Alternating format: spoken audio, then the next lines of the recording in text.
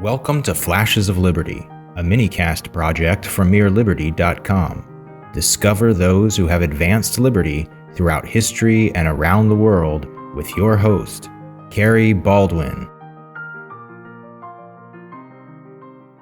Austrian economist Murray Rothbard has called the ancient Daoist philosopher Zhuangzi the first anarchist, and others have said he's the first to work out the concept of spontaneous order. But is this true? Zhuangzi and the Daoists did have valuable insights against authoritarianism and supported aspects of spontaneous order, but he and the Daoists weren't the first. Zhuangzi stood on the shoulders of another well-known ancient philosopher by the name of Confucius. You're more familiar with his westernized name, Confucius. Confucius, whom I will refer to by his Chinese name, Confucius, is known as the father of Confucianism. It was Confucius and the early Confucians who first developed the ideas of spontaneous order. Some historians got this wrong, it seems, because the Tao Te Ching had been attributed to a 6th century BC Taoist philosopher named Lao Tzu. However, there is now near universal agreement among sinologists that this writing was produced in the 3rd century BC.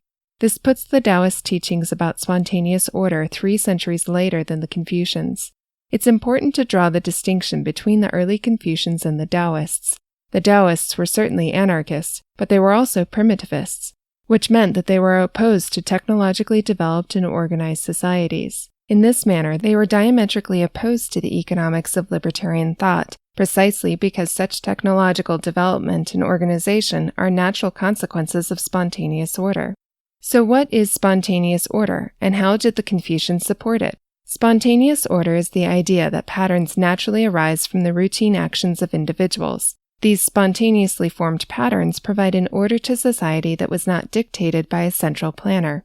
It involves at least 2 corollaries: human interdependence and trade and specialization. Human interdependence rejects the concept of the self-made man. We all depend on the production of other people in order to survive. No human being has all the knowledge and resources necessary to thrive and progress. The mechanic, the doctor, and the farmer are all necessary for society, but none can survive without the others. One early Confucian, Shunzi, wrote, quote, "Goods and grain shall be allowed to circulate freely, so that there is no hindrance or stagnation in distribution. Thus the people living in lake regions have plenty of lumber, and those living in the mountains have plenty of fish." End quote.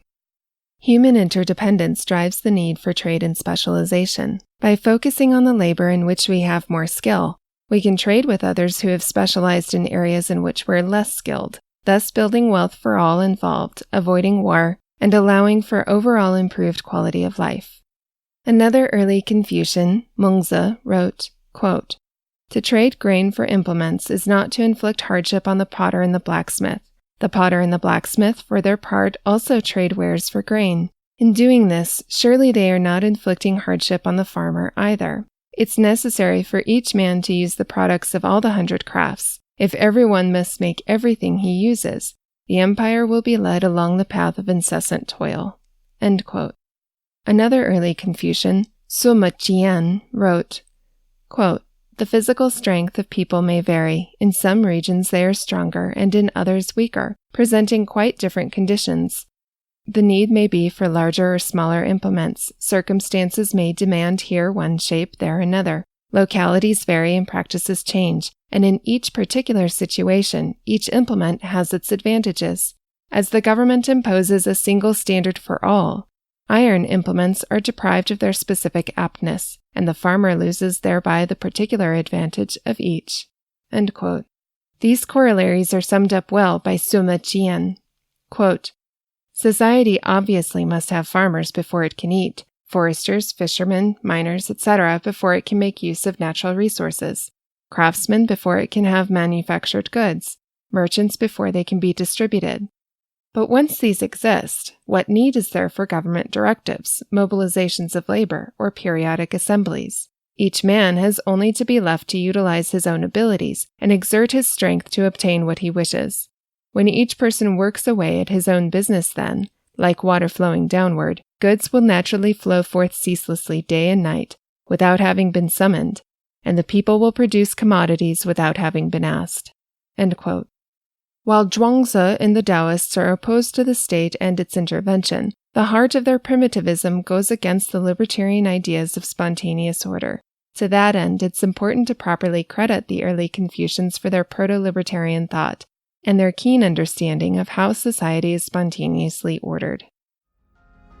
Thanks for listening to Flashes of Liberty. If you enjoyed today's episode, head over to iTunes to subscribe, rate, and review. Flashes of Liberty is produced by me, Kerry Baldwin, at mereliberty.com and is patron-supported. Patrons have access to premium features through their ongoing monthly pledges. Become a patron and receive exclusive benefits by visiting patreon.com/Kerry Baldwin. To explore the resources used for this episode, please visit flashesofliberty.com.